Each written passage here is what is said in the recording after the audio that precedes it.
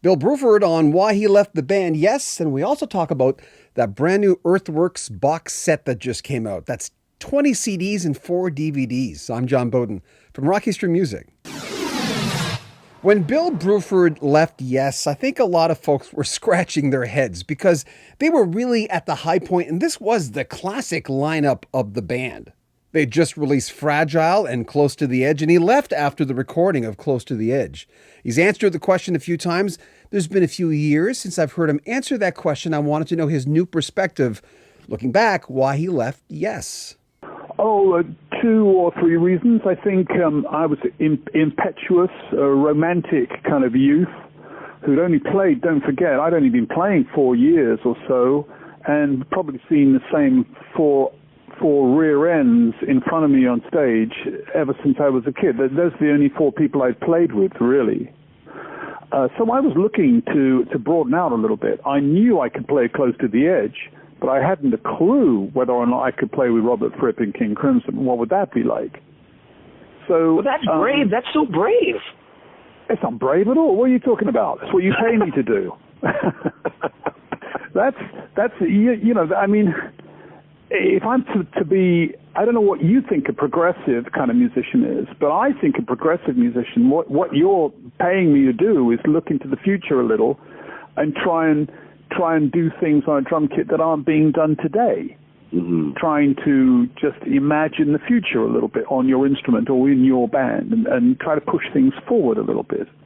So that's in my personality. That's what I wanted to be a musician to do. As I mentioned, 20 CDs, 4 DVDs in Bill Bruford's brand new box set for his band, Earthworks. There were a lot of different incarnations in that band. Iain Ballamy was in it at one point. He's a great sax player. Django Bates, who's a multi-instrumentalist, was in there. I asked Bill Bruford how it felt looking back at the Earthworks catalog and putting this whole project together.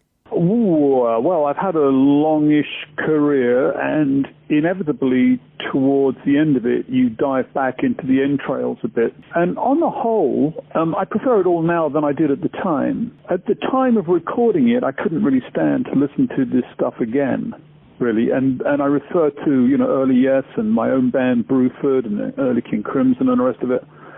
And I needed to get distance from our recorded efforts. Same with Earthworks too. You know, when I first recorded, you're in such a state of touring and producing and tying up loose ends and making a record that it's hard to get any emotional distance from it.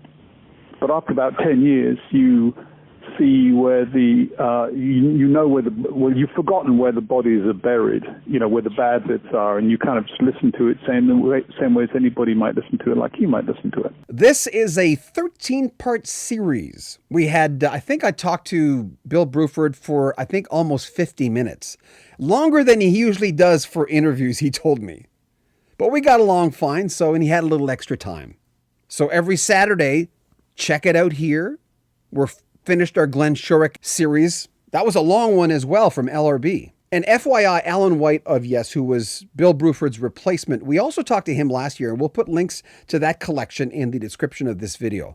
More from Bill Bruford coming up next week. I'm John Beaudin. Make sure you comment on our videos, subscribe to our channel, and share our videos. Share them on Facebook, Twitter. Please get the word out. Help our channel. I'm John Beaudin from Rocky Street Music.